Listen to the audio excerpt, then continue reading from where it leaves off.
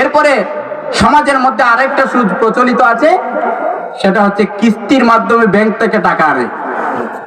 কথা বল না দেখি, আনেন না আপনারা? আমরা মনে করি ওইটাও হালাল।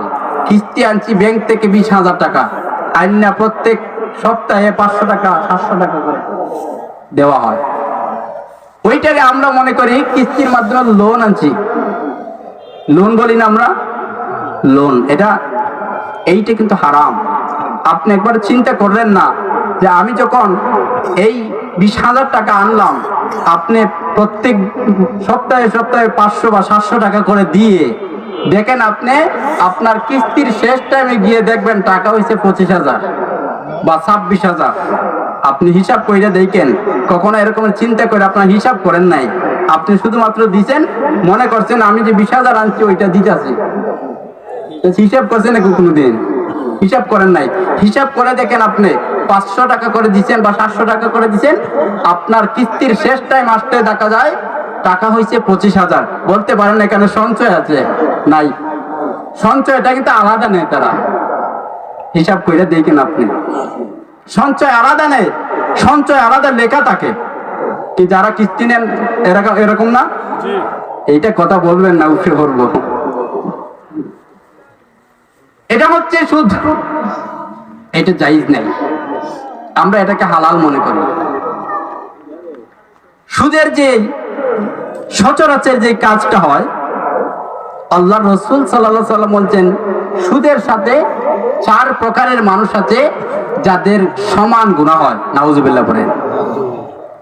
আল্লাহর হাবিব বলেন, সুদের সাথে যেই ব্যক্তি সুদ খায়, যেই ব্যক্তি সুদ দেয়, যেই ব্যক্তি সুদের টাকা লেনদেনের সময় সাক্ষী দেয়, যেই ব্যক্তি সুদের সাথে কারবার করে লিখিত করে দেয়, এই 4 শ্রেণীর মাগফিরা কুল্লুকুম সাওয়া, প্রত্যেকটা গুনাহই সমান হয়।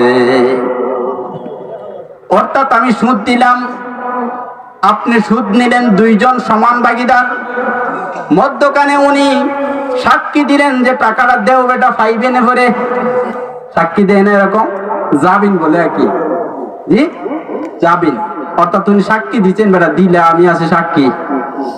উনি যখন ওই সাক্ষীটা দিবেন, উনিও আমার সমান সব গুনাহ হইব, আমার সমান গুনাহ। আমি খাইয়া যেই গুনাহ, উনি সাক্ষী দিয়ে সমান গুনাহ। 6 মাসের জন্য সুদ নিলেন, 6 মাসের জন্য কাগজে একটা লিখিত পত্র আছে, আসেনি? লিখিত পত্রের মধ্যে যিনি লেখক থাকবেন, একজন লেখকে ওই কাগজটার মধ্যে সব বর্ণনা দিয়ে সুদের কথা উল্লেখ করবেন। অমুক মিয়া 1,000 টাকা দিছে, অমুক সাক্ষী আছে, অমুকে 2 মাস পরে 1,000 টাকার সাথে আরো 500 টাকা করে দিবে। ওই যে লিখলো, উনিও আমি যে সুদ খাইলাম তার সমান গুনাহ হইল। চিন্তা করি নাই আমরা কখনো। আল্লাহর নবী সাল্লাল্লাহু আলাইহি সাল্লাম বলেন, সুদের সাথে জড়িত ব্যক্তিরা 70টা গুনাহ হয়। কয়টা? জুড়ে বলেন কয়টা? 70টা গুনাহ সুদের সাথে জড়িত হলে হয়। এই 70টার মধ্যে সর্বনিম্ন সবচাইতে ছোট্ট যেই গুনাহ হয়, আপন গর্ভধারিণী মায়ের সাথে জিনা করলে যেই গুনাহ হয়, 70টার সবচাইতে ছোট গুনাহটা তার মায়ের সাথে জিনার গুনাহ হয়। নাউজুবিল্লাহ বলেন, জুড়ে বলেন নাউজুবিল্লাহ। আপনাকে যদি আমি লক্ষ লক্ষ টাকা দেই, আমি যদি বলি আপনার মায়ের সাথে আপনি জিনা করেন, করবেন নি? কথা বলেন, করবেন নি? আপনাকে যদি আমি 1 কোটি টাকা দেই, বলে ভাই তুমি তোমার আপন গর্ভধারিণী মায়ের সাথে তুমি জিনা করো, কেমন লোক আছে? জি কথা বলেন, আছে? বেজার হইতেছেন আমার কথা? জুড়ে বলতেন, আপনি করবেন এরকম? আল্লাহর নবী বলেছেন, সুদের সাথে জড়িত 4 জন ব্যক্তিরাই 70টা ছোট্ট গুনাহটার সাথে তার মায়ের, আপন গর্ভধারিণী মায়ের সাথে জিনা করার গুনাহটা তার আমলনামায় হয়। অন্য রিওয়ায়াতের মধ্যে পাওয়া যায়, আল্লাহর নবী বলেছেন, 1 দিরহাম পরিমাণ ব্যক্তি যদি সুদ খায়, এক দিরহাম সুদ খাওয়ার সাথে সাথে তার আমলনামায় 36টা জেনার গুনাহ তার আমলনামায় লিপিবদ্ধ করে দেওয়া হয়। আমার কোনো বানানি কথা না। এক দিরহাম অর্থাৎ আরব আমিরাতের এক দিরহামে বাংলার 22 অথবা 23 টাকা হবে।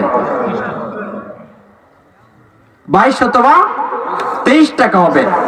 এই 23 টাকা পরিমাণ সুদ খাইলেন, আপনার আমলনামায় 36টা গুনাহ, 36টা জেনার গুনাহ তার আমলনামায় দেওয়া হয়। নাউজুবিল্লাহ পড়ে। নাউজুবিল্লাহ। আমার আপনার আমলনামায় 36টা গুনার আমলনামা, 36টা গুনাহ আমার আমলনামায় যোগ করা হয়। কেন করা হয়? মাত্র 23 টাকা সুদ খাইলাম। 23 টাকা আপনার খাইলেও দিন যাইবে, না খাইলেও দিন যাইবে, কিন্তু আপনি এই ছোট্ট 23 টাকা খাইয়া আপনার পেটের মধ্যে এমনটা করলেন।